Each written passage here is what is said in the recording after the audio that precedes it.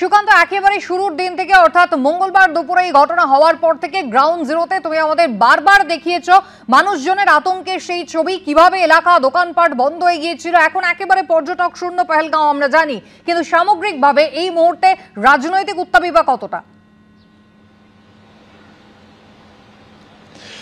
দেখো, বলে রাখি যে কাশ্মীরের অন্যান্য যে জায়গা রয়েছে যেমন গুলমার্গ বা সোনমার্গ, সেখানে পর্যটকদের ভিড় রয়েছে এবং তার পাশাপাশি সেখানে কিন্তু সেনা ডিপ্লয়মেন্টও রয়েছে।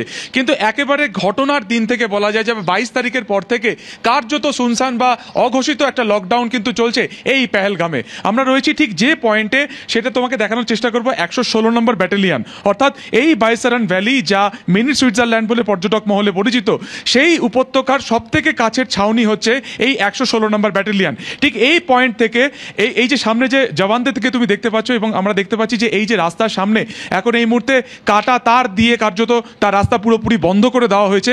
এখান থেকে কিন্তু পর্যটকেরা ঘোড়া করে বাইসারান উপত্যকা যেতেন, অর্থাৎ এই রাস্তা থেকে তাদের কিন্তু কোনোভাবে গাড়ি তাদেরকে ছাড়ে না। ঠিক যে পয়েন্ট আমরা দাঁড়িয়ে রয়েছি, এখান থেকেই তাদেরকে গাড়ি থেকে নামিয়ে দেওয়া হতো এবং এখান থেকেই পনি সাওয়ারি করে বা ঘোড়া সাওয়ারি করে যারা পর্যটকরা থাকতেন তারা ঠিক এই সামনের রাস্তা তুমি দেখতে পাচ্ছ, এখান থেকেই তারা কিন্তু ওপরের দিকে যেত।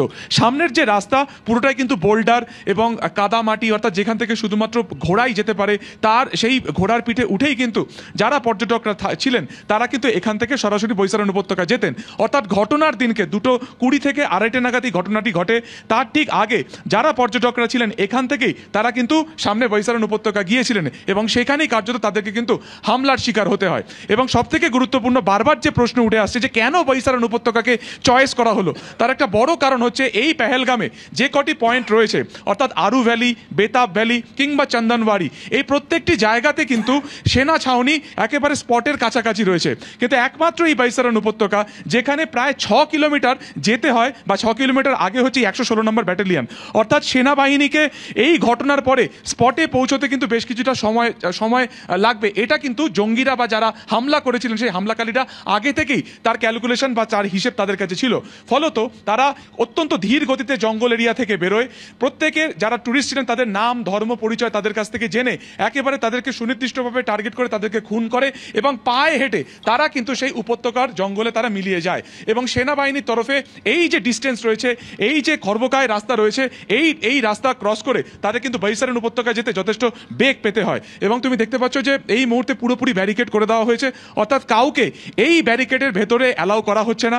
ন্যাশনাল ইনভেস্টিগেশন এজেন্সি বা এনআইএ ইতিমধ্যে তদন্ত শুরু করেছে। ফলত তদন্তের ক্ষেত্রে স্পট অত্যন্ত গুরুত্বপূর্ণ হয়, সেখানে সেটাকে রক্ষা তারা করছেন এবং সেই কারণে কিন্তু 6 কিলোমিটার আগেই রাস্তা পুরোপুরি বন্ধ করে দেওয়া হয়েছে। অর্থাৎ যেখান থেকে ঘোড়সাওয়ারি শুরু হয় এই ক্যাম্প থেকে বা ক্যাম্পের পয়েন্ট থেকে, সেখান থেকে কিন্তু পুরোপুরি বন্ধ করে দেওয়া হয়েছে।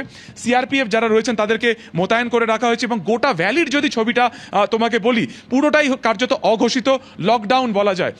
ক্যামেরায় রোজারিও দেখাবে, সামনেই তুমি দেখতে পাচ্ছ একটি হোটেল রয়েছে, পুরোপুরি হোটেল কিন্তু বন্ধ অবস্থাতে রয়েছে বা আশপাশের হোটেল, সেখানে একজন টুরিস্ট পর্যন্ত নেই।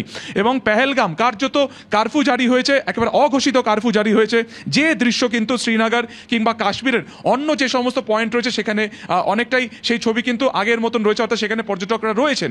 কিন্তু একমাত্র পেহেলগাম যা অত্যন্ত গুরুত্বপূর্ণ পর্যটকদের অন্যতম ডেস্টিনেশন, তারা কাশ্মীরে আসেন, সেটা কার্যত কিন্তু শুনশান, কার্যত কিন্তু শ্মশানে পরিণত হয়েছে।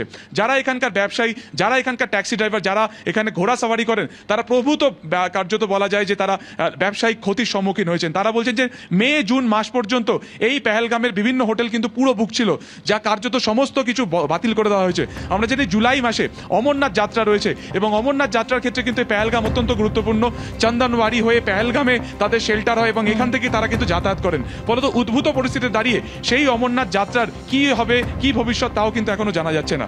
এবং জানি রাখি যে আজকেও যেটা দেখা গেছে যে আজকে প্রতিরক্ষা মন্ত্রী এই গোটা কাশ্মীর বিষয় নিয়ে প্রধানমন্ত্রীর সাথে আজকে 11টা নাগাদ তার বাসভবন, অর্থাৎ প্রধানমন্ত্রীর বাসভবনে প্রতিরক্ষা মন্ত্রী রাজনাথ সিং এর একটি বৈঠক রয়েছে। গতকালকে আমরা দেখেছি কুপওয়ারাতে বিনা প্ররোচনাতে কিন্তু পাকিস্তানের তরফ থেকে গোলাবর্ষণ করা হয়েছে এবং তার রিটেলিয়েট করা হয়েছে কিন্তু ভারতবর্ষের তরফে। ফলত এই মুহূর্তে দাঁড়িয়ে একদিকে যেমন একেবারে জম্মু কাশ্মীর প্রশাসন যেটা চাইছে যে যারা পর্যটকরা রয়েছেন তারা নির্বিঘ্নে যাতে বিভিন্ন জায়গায় ঘুরতে পারেন, তার পাশাপাশি তাদের নিরাপত্তা সুনিশ্চিত করার দায়িত্ব রয়েছে কিন্তু এই মুহূর্তে সেনা জওয়ানদের। একেবারে সুকান্ত, ধন্যবাদ।